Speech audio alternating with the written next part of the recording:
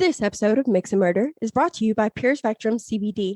Pure Spectrum is grown sustainably on family farms on the western slopes of Colorado. Guys, Pure Spectrum offers customers a CBD source they can really trust. Because let's be honest, if we're buying it from a gas station right next to the Now and Laters, or if you're like me and like that little tiny gas station that's for your neighborhood that also sells like egg rolls and crab ragoon, you probably don't know what's going in it. You're probably not going to get that trusted source that you're looking for, which means you're probably not going to get really great effects. You're not going to know what's going on in your body. You really never know. So if you're looking for a CBD source you can trust, you should search Pure Spectrum. I personally use it. There's no THC. You're not going to fail a drug test. You're not going to get high. What you're going to do is experience a high level of what CBD can do for you. For instance, recovery after working out, help with insomnia, help with anxiety. We use the salve all the time. I also use the face lotion. It is incredible. Honestly, I've used a lot of expensive face lotions, even like Rodent and Fields. My skin has never felt better than with the Pure Spectrum face lotion from CBD. And you all know I use it down here on the coast every day, especially with these thunderstorms. I use the pet tinctures for Jax and Lucy, and it helps us get through that scary time. Tested, organic, THC-free. Experience the Pure Spectrum advantage. Use our code MIX10 to save 10% off all your orders on PureSpectrumCBD.com. This program contains explicit language. Listener discretion is advised.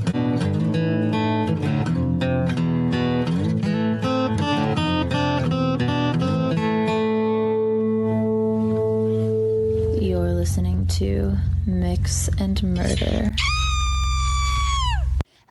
Mix and Murder Monday is back. Hi, everyone. My name is Tara, wanderlust and true crime addict, creative cook, and proud creator of A Few Too Many Kids.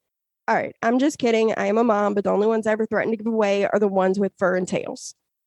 And my name is Katie. I foster animals. I have an obsession with plants and trees. I'm an artist. I'm a trainer. I'm a Gemini. Oh, I could keep this up all day.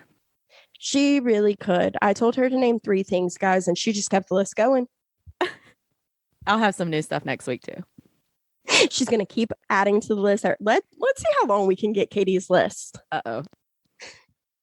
So, guys, we can't promise there won't be any banter or dark comedy. Let's be honest. True crime is serious, but it can also be a deep, dark rabbit hole that you feel you just can't find the light in. We always aim to be respectful of victims and their families, but sometimes we just need to bring in the levity, too. If tasty drinks, conversation, true crime, or a touch of comedy isn't your thing, you should find a different podcast. If you're staying to hang out with us today, let's get started, shall we? Today, we're going to be telling you the story of a legend. Well, sort of. But let me tell you about this drink first. We're drinking an old-fashioned. And what's in an old-fashioned, Katie? Brown spirit, bitters. I like orange bitters, and simple syrup. Don't forget the cherries. A little bit of orange pulp. There's a bit of debate on today's serial killer. Going by some of the legends about her, Lavinia Fisher is considered to have been the first serial killer in the United States of America. However, a number of historians have begun to question if she ever killed anyone at all. Join us today as we discuss whether Lavinia Fisher was truly the literal embodiment of Sweeney Todd or just a victim of the patriarchy and the never-ending rumor mill. Lavinia was born sometime in 1793. We don't really know an exact date, and if she didn't have such a high level of infamy around her name, we likely wouldn't have an exact death date either. Lavinia, along with her husband John, were both executed in February 1820 for the capital offense of highway robbery. Wait, highway robbery? I thought she killed. That's right, highway robbery, not murder, not even attempted murder. So if the crimes weren't murder, what did bring Lavinia to the gallows? And how did she get the notorious title of the first female serial killer in the United States? Well, much like the game Telephone, it's because the story changed as it was passed from person to person. Though Lavinia herself likely sealed the deal with her final words.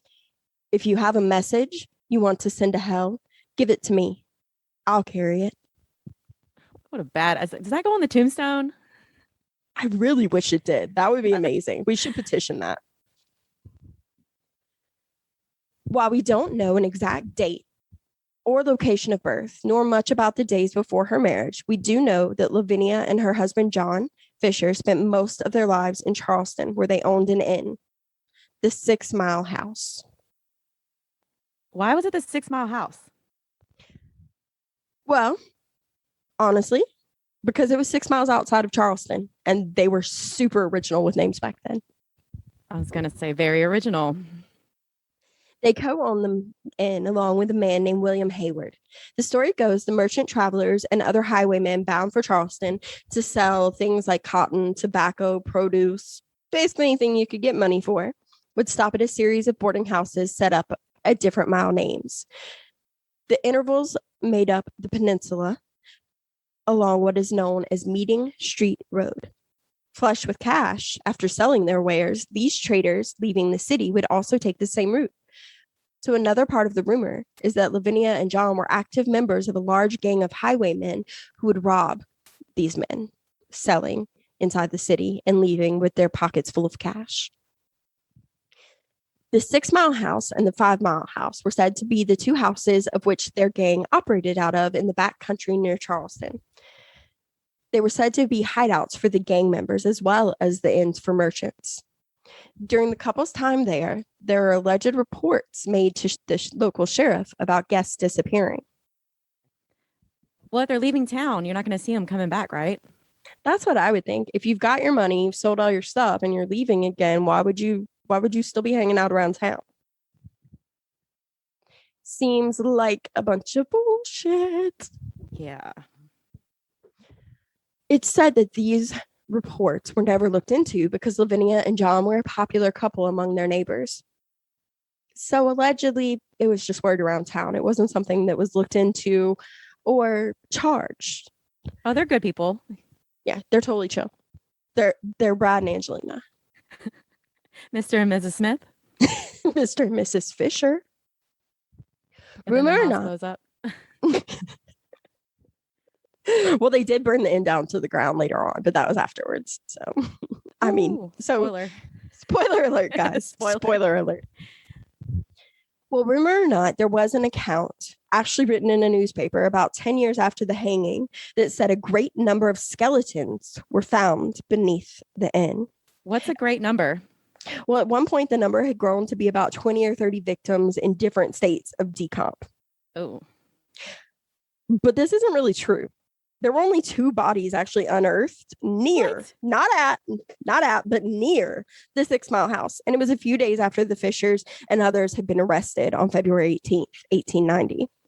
So one of the things I read to research for this case was the book 6 Miles to Charleston, The True Story of John and Lavinia Fisher. It's by former Charleston area homicide detective Bruce Orr. In this book, he's like, guys, this is bullshit. There were 2 bodies found. One was recently shot.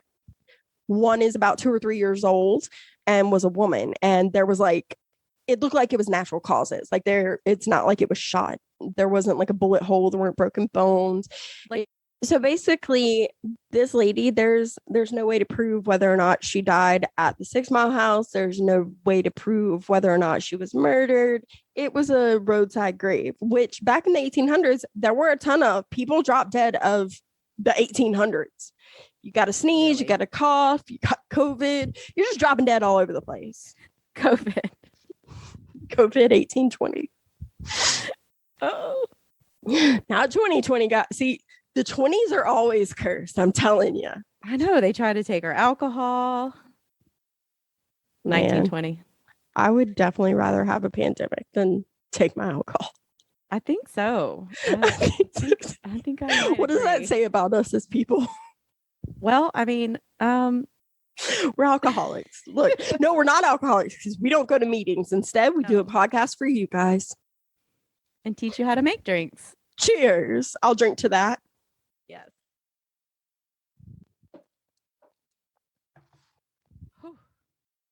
So, obviously, the legend is, of course, much juicier than the likely truth, because while the legend states that Lavinia acted as bait for the trap, that was the 6 Mile Inn, where she lured guests with her seductive charms, fed them a home-cooked meal, and drugged her victims with a warm tea poisoned with oleander, and that her husband then robbed them while they slept, murdered them, butchered them, and disposed of their bodies in the cellar. That's not even the only legend, because another legend says that a trap door would open and the victims would fall through their bed into the basement. Straight up Sweeney Todd style. Wow. What if you're just laying there and you have twin beds and all of a sudden your partner just disappears? They're like, where'd you go? I mean, as long as they're not advertising Mrs. Lovett's meat pies, I'm not going to be that suspicious. You know, it depends. I mean, I would miss Thomas. Past Like, partners, oh. probably not. Yeah. I miss my husband, and if he's not in bed with me, the girls are. So I'd probably be pretty upset. But Oh. what if it's like I Love Lucy though, and the beds are like across the room, so you're never gonna Exactly. notice. Just wake Yeah. up in the morning like, hey, where'd he go? Like, oh well, that lady's home cooking was so good that he ran off with her. But I see her right here in the doorway. I don't know what to tell you. 1800s. Oh, bye. But that's the legend. According to Orr in his book, that never happened. One of the reasons it never happened is because there was no corpse-filled cellar. There was no proof of oleander poison tea. This is all likely just a fabrication of the rumor mill growing over time. And honestly, if there were only 2 bodies found near the 6 Mile house, even if she had murdered them, it would not give her the title of serial killer. Yeah. That title wasn't even invented back then, let alone, I mean, you have to kill 3 people. It's probably more than you and I have, but Hey, don't assume to know how many people I've killed. How rude. I'll have you know that I used to fall asleep watching Silence of the Lambs and Nightmare on Elm Street, and I lived on the bayou. You don't know. Don't assume. don't go here. You can't sit with us. Okay. All right, Katie, I am so excited to tell you and our listeners about today's sponsor. Have you heard of LootCrate? I have not. Tell me. So LootCrate is our newest sponsor, and their subscription box service that was established in 2012. You know, I'm a self-proclaimed nerd. I am all Yes. about my Harry Potter house. My Same. daughters are all about Twilight. We will play Cruising USA no matter where we can find it. Give me some Mario Kart, and I am happy for days. So LootCrate is a monthly box of geek and gaming related merchandise. What they aim to do is deliver Comic-Con in a box straight to your front door. So each theme is different every month. It can be anything from invasion to anti-hero to the future to DC, Marvel, Nintendo, which actually team up with LootCrate to help them make these one-of-a-kind boxes you'll get each month. They even had a Fallout 4 theme. They're amazing. Basically, they're going to make your inner nerd jump for joy every time you get them in the mail.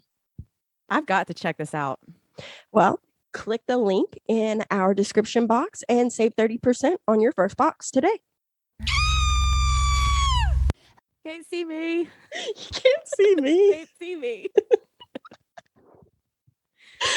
Guys, I don't know if any of you watch wrestling, but the other day John Cena made his comeback and I texted Katie and I was like, you'll never believe who showed up on wrestling. She was like, who? I was like, I don't know. I can't see them. She was like, oh my God, John Cena. Like, that's how big of nerds we are, just in case you didn't know.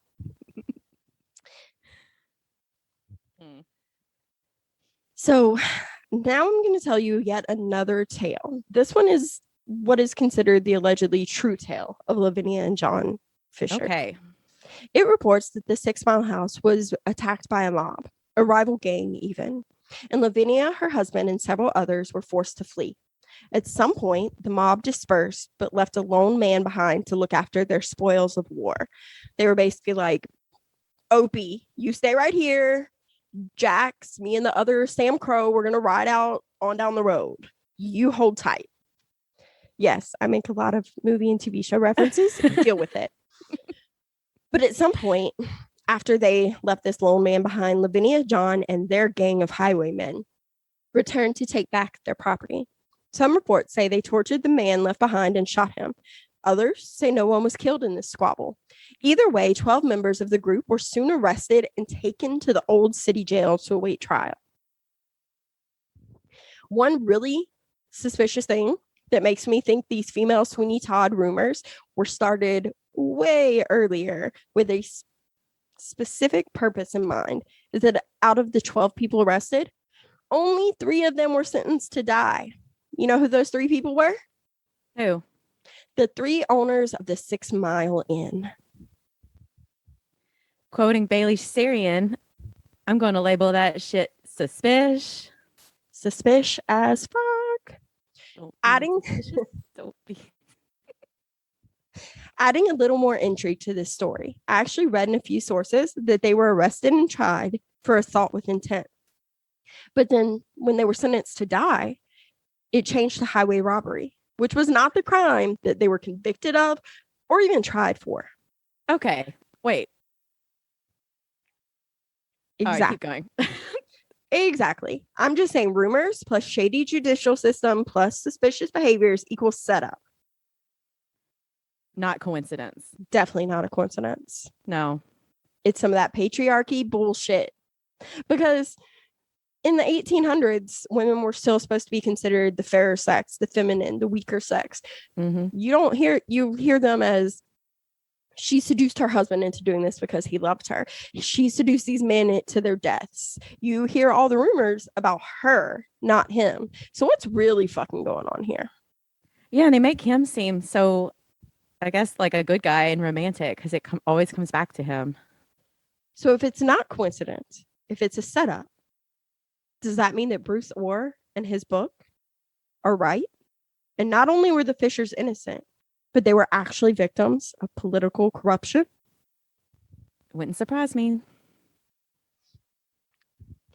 After their arrests, John and Lavinia, of course, experienced a trial where they were found guilty. The couple was convicted of the charges in May 1819.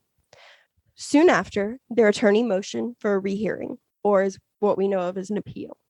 That didn't happen until January 1820. Which honestly is pretty fast by today's standards. I'd say we should take notes. But I haven't described the jailhouse conditions yet. The jail, built in 1802. Oh, that's when the old fashioned was created.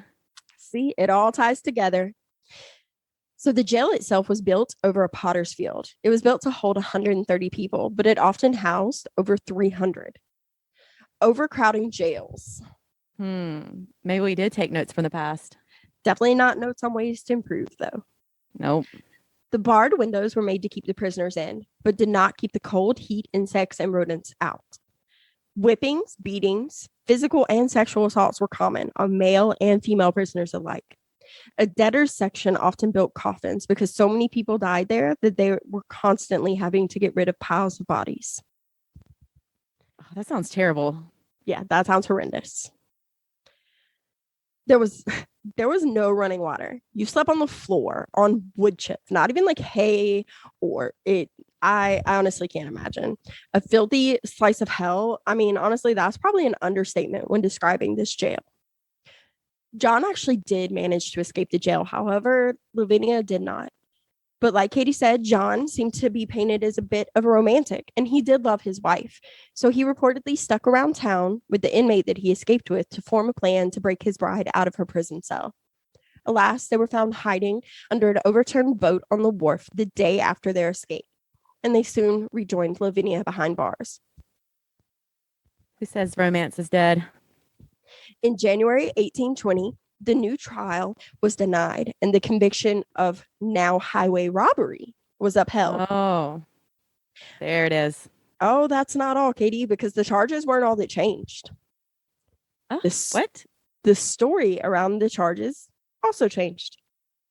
It had now morphed into a tale, no longer about the rival gang member left behind, but instead Apparently, a weary traveler had magically found himself in the 6 Mile Inn the day after the issue with the rival gang had been resolved. Now, the charges said that the Fishers and their accomplices allegedly intended to rob, not assault, but rob this man. Basically, the story changed from they beat this guy for being a part of that gang to this man found himself traveling into Charleston late at night, stopped by the inn, was told there was no vacancy, but she'd be happy to cook him a meal. Mm-hmm. And some She tea. poisoned the tea as normal, but he didn't drink tea, so he just pretended. Then she said, "Oh, you know what? We do have a room for you after all." And he found himself laying in bed when Lavinia and her husband came into the room, expecting him to apparently be dead so that they could, or deep asleep, so they could rob him. He got into a scuffle, left immediately, and reported it to the sheriff, who returned the next day. That's what the story now says happened. This is the wildest game of telephone I have ever heard. Right? And the telephone rumor, I mean, honestly, the whole thing shifts before there's even rumors to go around. Like, it all shifts within the behind the scenes, not even as time goes on. Like, yes, the legend grew as time goes on, but the stories themselves were changing from the word go. Wow. All in like a 10 or 15 year span. Not even all within the year that they were in jail, all of it, because they were only in jail for a year before they hung. So honestly, from the first date of arrest until the day they were hung, the stories kept changing. Well, they don't waste any time then. Regardless of the charges, the stories, and the rumors, the Fishers were sentenced to hang and soon made the walk to the gallows. Here, Lavinia is said to have worn her wedding dress to meet the hangman. However, Orr disputes this in his book as well. But let's be honest, wouldn't that be badass? Oh, yeah, definitely badass. Can you imagine her just walking out there like, you know what? I know that you know that I know what you did. I'm going to stand here and I'm going to look fine as hell because apparently you want to hate on me for being an attractive, smart, strong woman. And I'm going to tell you to go fuck yourself.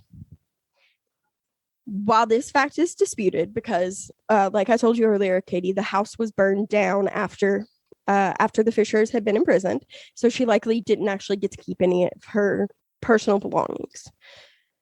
The one detail confirmed to be true is that Lavinia did indeed yell the famous line about delivering messages to hell during her execution. John, on the other, go ahead. I was going to say, she's so badass. She said, "Fuck you and the horse you rode in on. Fuck all y'all." Everybody. John, on the other hand, used his last words to apologize to his wife and anyone that he'd hurt. Along with ensuring to get the last word in the argument by delivering her famous last line, Lavinia also flung herself off the gallows, relieving the hangman of his duties and choosing to write the last line in her book all on her own. And there she goes. She's going out on her own way. Yeah, she said, no. This is, you don't get to say, I get to say. Oh. If you're going to make me out to be the bad guy, I'm going to be the bad guy. Just fuck it. So, what do we think about Lavinia? Do we think she's a murderess? Do we think she's a serial killer, a seductress, Sweeney Todd, victim of the suspicious bullshit? Do we think John really did the crimes and she just caught the flack? What do you think, Katie? I feel she just was a bit of everything, but definitely took all of the slack from him. It was all her fault. Everything was on her. So I don't think that she was a murderess, but I think that if she either A, was in a gang, or B, maybe had to deal with the gang, like, hey, this can be y'all's hideout as long as you're not robbing me or my patrons, that was enough to kind of label her as a criminal. I definitely think it was a corrupted political party, because why are 12 people arrested, but then you change the story of what happened? Not even like, just like, I mean, I understand investigating and things go differently, but they didn't just like, oh, hey, the facts of the story have shifted now that we investigated it. They were like, oh, no, guys, forget what we told you before. It's definitely this story now. It changed so drastically that I definitely think that it was straight up corruption and some garbage sized bullshit. Maybe the mob paid off the sheriff and the judge, and I don't think so in the 1800s, but maybe. Maybe it was like the cowboys from Tombstone. And she was like, you tell him I'm coming and hell's coming with me. yes. Maybe she'll be your Huckleberry, Katie. Oh no, I like guys. All right, well, take John. He seems too nice. Yeah, you could definitely push him around. Oh, can't have that. So thanks for listening today, guys. We appreciate you joining us back. Mix and Murder will be back next Monday with a new true crime case. In the meantime, if you want to find us, you can go to... We got Facebook, Mix and Murder, Instagram, Mix and Murder Podcast, and our Patreon, Mix and Murder. Yes, and if you want your episodes a day early, ad-free, bonus content, a free gift, and the chance to be a part of a future episode, you can find that in our 4 different tier levels on Patreon. In the meantime, if you have requests, thoughts, just want to say hi, email us at mixandmurder, and is spelled out, podcast@gmail.com. We'd love to hear from you guys. And make sure to check the description box for the links to our sponsors. And we'll see you next Monday. Bye. Do we have a tiki-taki? I think so, but I don't know where it is right now. I mean, I don't know what the things are right now. I meant something. I don't even know how to use TikTok. I just watch things. We watched the animal videos. Yes.